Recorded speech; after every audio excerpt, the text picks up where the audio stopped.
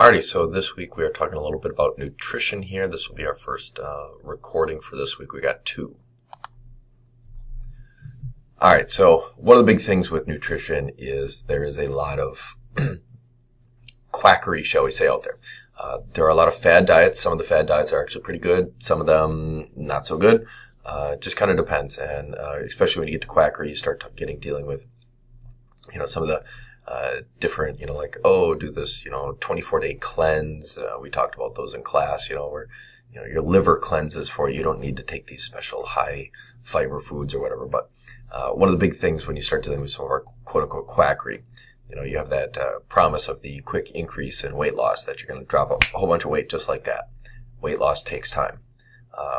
Secret and formulas or ingredients, usually a big sign there that, hey, if it's such a good product, why isn't it out there for everybody to use? Why does it secret just for this one company? When you have advertisements, the only way that somebody can prove that something works is purely through testimonials. Why isn't there some scientific research behind this? Or if those testimonials are all from celebrities and you have nothing, again, no doctors, nobody with a credible background saying this, why would this work and not something else? Exaggerated claims about something very simple. We keep hearing about super fruits and super antioxidants and stuff. There's a lot of stuff that's pretty good. There's some stuff that's better than others, but you don't need to be taking the super thing. What we're calling a super thing today. Next week will just be normal because somebody else will be marketing something else as super. When there's no research there, I think I kind of touched on that with the lack of testimonials. Where's the research? I want to see it. And then, of course, too, when you have stuff that's just for no other reason more expensive than other brands. And a lot of the times the extra expenses comes from the idea that some of these nutritional things, these quick fix, quick diet things, do come from the, direct selling world. Again, I have really nothing against the direct selling world. It's just, you gotta be careful when, you gotta sign up and pay money before you can buy something because you have to become a distributor to sell it yourself. The cop in me has a problem with that. All right. So a lot of times people, say counting calories. This is the easy part of nutrition, right? Calories in, calories out. Well, here's the problem. Calorie labels are known to be up to 25% inaccurate. 25% inaccurate. And that comes down from the idea of what a calorie really is and when calories were invented. And so if that's the case, we sit there and you say you should be on a 2,000 calorie diet and this is worth 300 calories. Well, 300 calories times 0.25, we could be off by 75 calories. So this could almost be a 400 calorie. This could be, so we've got some problems here. What if this is more? And the reason for some of these inaccuracies, without getting too detailed, a company could change the recipe. They could have submitted this calorie label to the FDA and then ended up changing the recipe. Maybe they sourced a product, like say, I don't know what this is a nutritional label from, but let's say this is from, a breakfast bar, and they sourced some sort of protein from a particular source. They may have decided that protein was too expensive, so they get a similar protein from a different manufacturer, but because it's manufactured differently, it might have more fat in it, and it might have more calories in it, and suddenly now all these numbers are off because you're only required to submit to the FDA at the time you create the product. So we could create a product with some super expensive ingredients, and then we start getting cheaper with our ingredients, and boom, now those product labels are way off. So what is a calorie exactly? The whole calories in, calories out always bugs me because it's not that easy. A calorie is the energy needed to raise the temperature of water by 1 degree centigrade. This was developed in the 1800s, and the USDA basically recognized the calorie as a food measurement in 1896. So essentially, for lack of a better term, they decided, well, if we burn the food, how much does it raise the temperature of the water? how much water does it take for it to raise a temperature? We're human beings. We're not raising the temperature of water. We're moving. We're running. We're picking up heavy objects and setting them back down. It's not the same. It's a good analogy. It's better than nothing, but there's better things out there.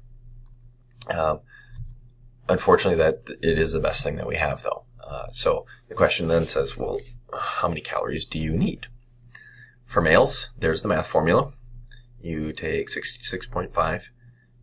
You add that to the multiplication of your weight in kilograms by 13.75. You add that to the multiplication of your height in centimeters times 5. You subtract those numbers then from 6.5 or 6.75 times your age in years. For females, the equation is 655 plus 9.56 times your weight in kilograms plus 1.85 times your height in centimeters minus 4.68 times your weight in years. Simple math, right? Do this math. I should actually not be on 2,000 calories. I should probably be a little bit closer to, a little like 2,300 calories when you do the math. We're not too far off. But imagine somebody not needing a 2,000 calorie diet and eating 2,000 calories and not losing weight, or so. And then too, when your calorie labels are off, so that could become a problem there. I've got a link on the Blackboard to a calculator that calculates not only your calorie need based on this formula, based on your age and your height. It also looks at your activity level, and it will calculate what calories you should be having. It can also the calculator will ask you what your ideal weight is, where you want to be. So do you want to lose 15, 20 pounds? Do you want to add pounds? So where you want to go up or down, and it will actually calculate everything out for you. So tell you how many calories you should eat, and based on where you're at, what a healthy weight loss timeline is, or weight gain timeline. It's a pretty cool calculator. Interesting to look at. All right, so there's a better way potentially than counting calories. I'm sure you've all heard of the MyPlate system.